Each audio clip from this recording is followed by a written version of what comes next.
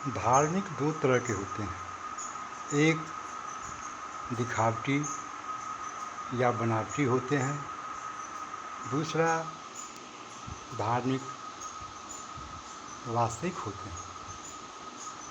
धर्म को जो ठीक से समझ नहीं पाते हैं वे मन से और आत्मा से दोनों से कमज़ोर होते हैं, पर जो धर्म को ठीक से समझते हैं वे मन और आत्मा दोनों से मजबूत होते हैं, दोनों से जगे हुए होते हैं। और जो दुष्ट होता है, नास्तिक होता है, वह आत्मा से तो जगा हुआ नहीं होता है, पर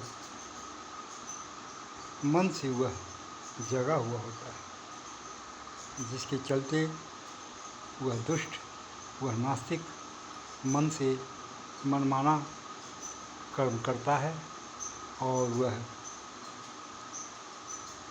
जो धर्म के ढकोसले में होते हैं उनका तो मन और आत्मा दोनों कमज़ोर होता है, वह उनसे मात खा जाता है।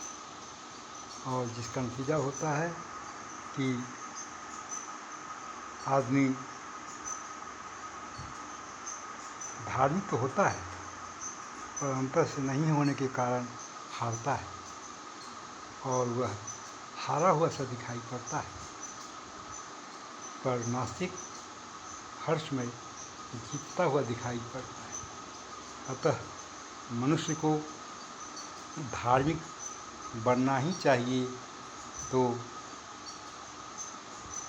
ज्ञानपूर्वक धार्मिक बने, समझदारीपूर्वक धार्मिक बने, ताकि वह आत्मा और मन दोनों से मजबूत हो, दोनों मिलकर एक हो जाए, आत्मबल उसकी जग जाए, ताकि उसे कोई धोखा न दे सके, कोई ठग न सके, कोई बेवकूफ़ न बना सके। आज धर्म की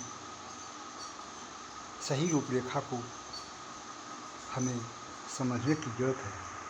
हम धर्म की सही रूपरेखा को समझ नहीं पाते हैं, इसीलिए अपने को धार्मिक तो समझते हैं, पर फिर भी हम धर्म के नाम पर ही रोते रहते हैं और दुनिया वाले को सुनाते रहते हैं कि मैं तो धार्मिक हूँ, पर पता नहीं क्यों मुझे परेशानी हो रही है, मैं दुखी हूँ, मैं उदास हूँ, मैं रोगी हूँ, मैं सताया जा रहा हूँ। अरे धर्म को तुमने समझा नहीं, इसलिए ऐसी दशा तुम्हारी हुई।